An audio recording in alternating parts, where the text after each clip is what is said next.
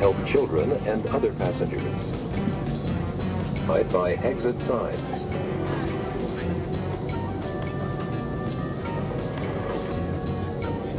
Must follow the orders given by the crew. Thank you for your attention.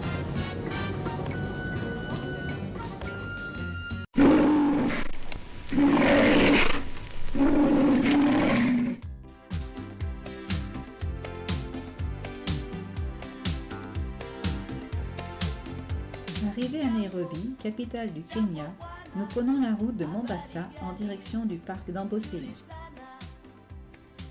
Ce parc est situé au pied du fameux Kilimandjaro, dont les neiges culminent à plus de 5000 mètres d'altitude. Premier contact avec la faune africaine, singes, gnous, élans du Cap, gazelles de Thomson avec une bande noire sur le flanc et les zèbres qui illuminent le paysage.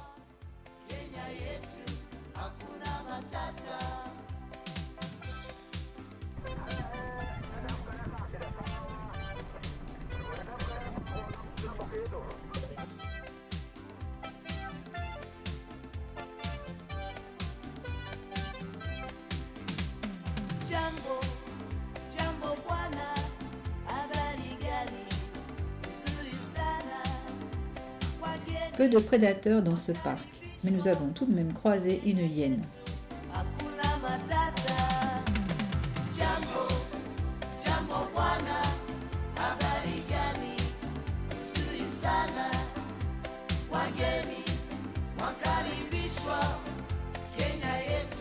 Grâce aux marais créés par les sources venant du Kilimandjaro, une partie de la réserve reste verte toute l'année et fixe les herbivores, en particulier les éléphants, qui viennent boire et brouter l'herbe des marais le matin et repartent dans la forêt se mettre à l'ombre durant les heures chaudes.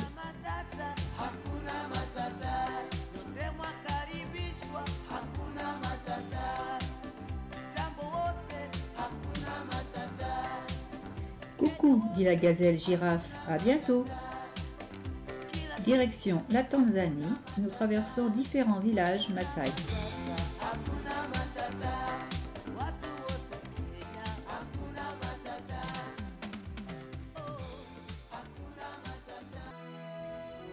Ce cratère s'est formé à la suite de l'effondrement d'un volcan sur lui-même. C'est la plus grande caldeira au monde, avec ses 326 km² de superficie. Dans ce paysage grandiose, nous rencontrons une hyène, puis deux, puis trois. Que se passe-t-il? Voici nos premiers lions en train de finir leur festin de la nuit.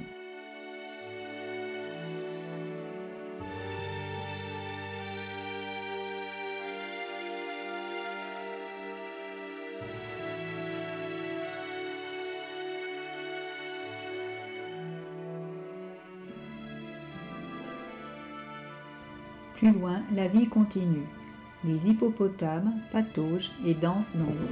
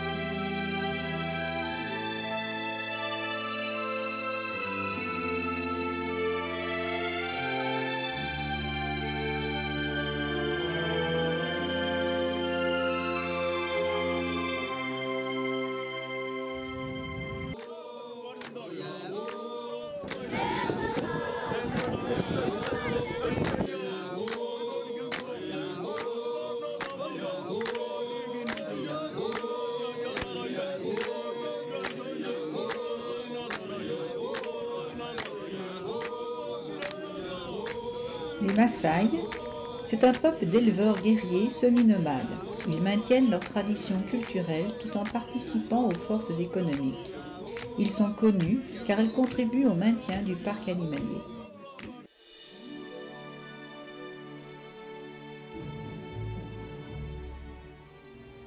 Ce parc est situé au nord de la Tanzanie.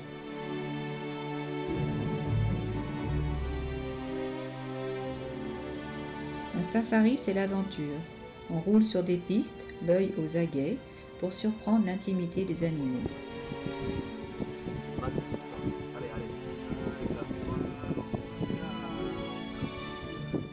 Dans cette atmosphère calme se côtoient les prédateurs et les herbivores. Chacun vit sa vie tranquillement, sans stress apparent.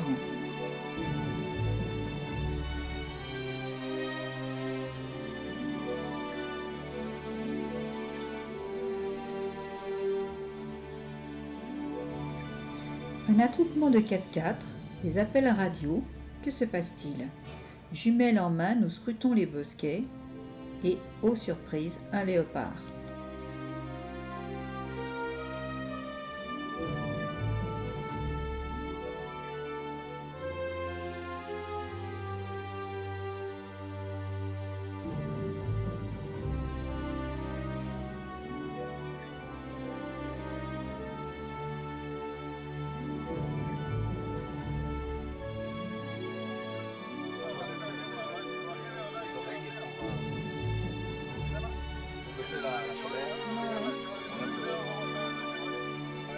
La nuit tombe, les vautours veillent.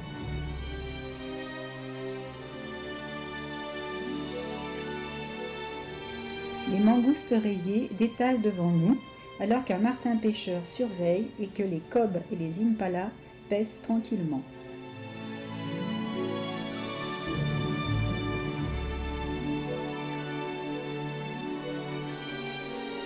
Les scientifiques s'accordent à définir ce site situé dans la vallée du Rift comme un des berceaux de l'humanité, avec Lucie, 3,4 millions d'années.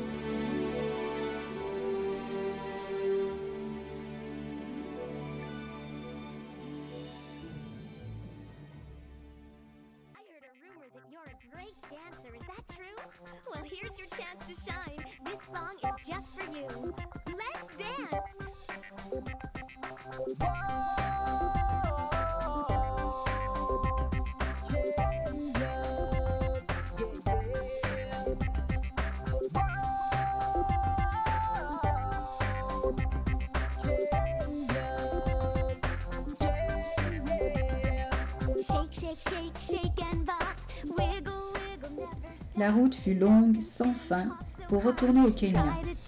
Passage à Nairobi, dans les embouteillages, surveillés par les marabouts, comme chez nous les pigeons. Après 8 heures de route, nous sommes arrivés de nuit, fatigués, mais le lendemain, découverte du paradis.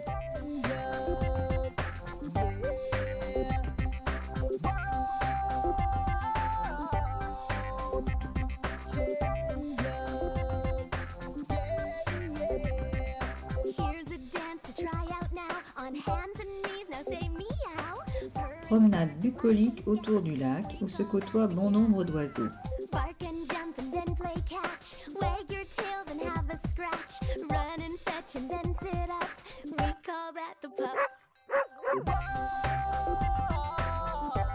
C'est un des lacs de la vallée du Grand Rift.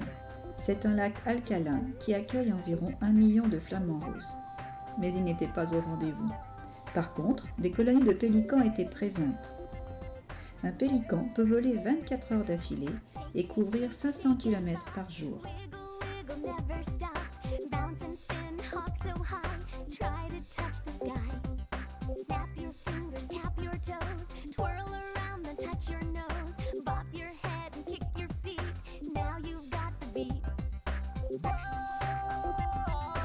C'est le seul parc qui possède des rhinocéros blancs. Ils broutent l'herbe, d'où leur large bouche. Ne pas confondre avec les rhinocéros noirs qui se nourrissent de feuilles avec une gueule plus étroite.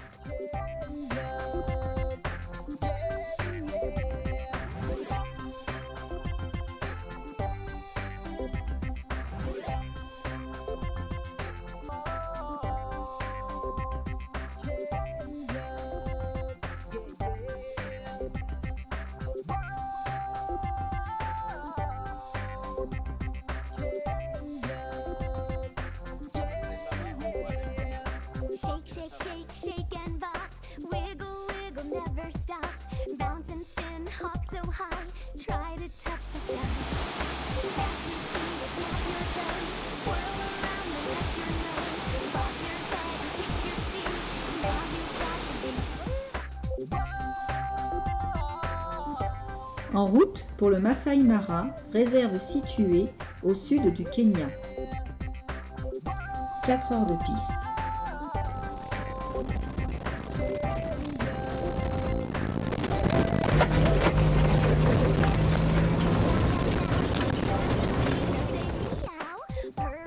À l'arrivée, un oasis de verdure et de quiétude.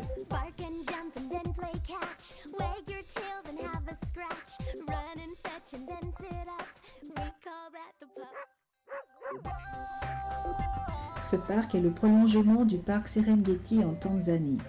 Ils sont séparés par la rivière Mara, traversée 2 fois par an par la migration des gnous et des zèbres. Durant cette période, environ 2 millions de bêtes se déplacent. Mais aujourd'hui, seuls les hippopotames se baignent tranquillement.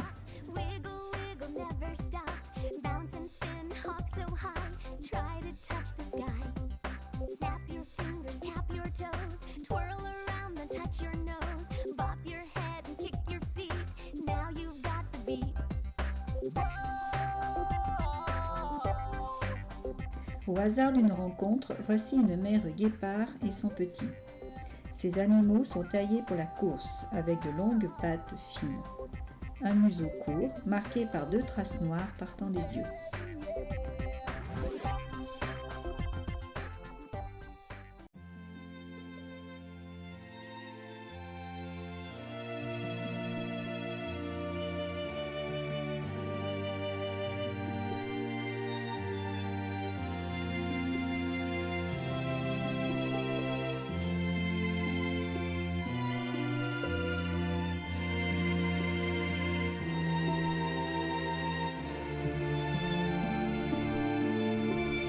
Malgré la sérénité du paysage, la vigilance s'impose toujours, car le lion veille et le combat entre la vie et la mort existe toujours.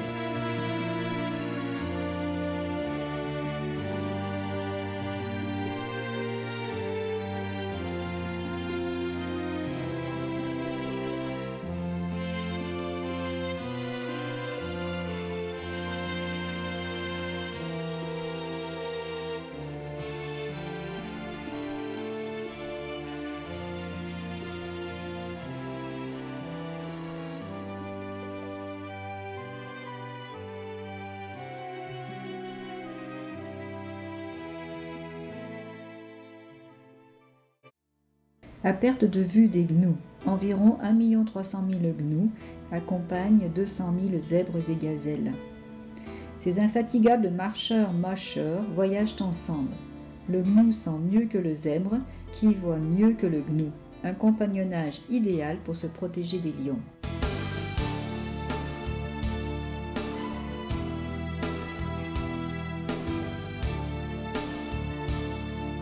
Attention, mesdames les petites gazelles, le guépard est à l'affût.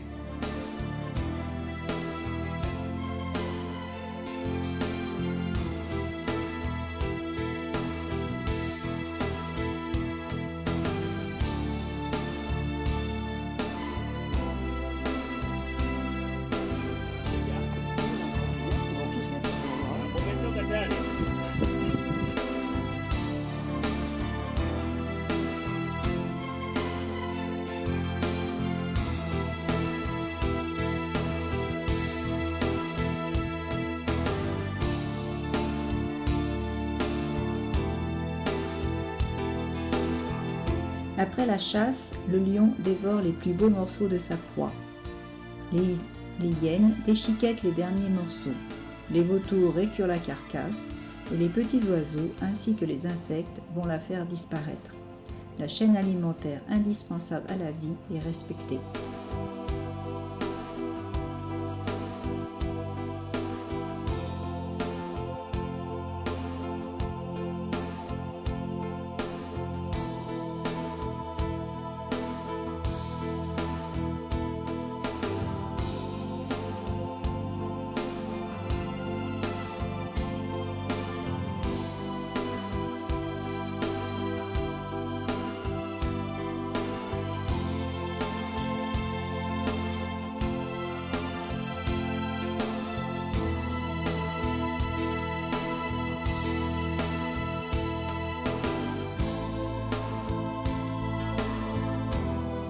Chaque réserve est entourée d'une zone dite protégée dans laquelle cohabitent les animaux sauvages, les Maasai et leurs troupeaux.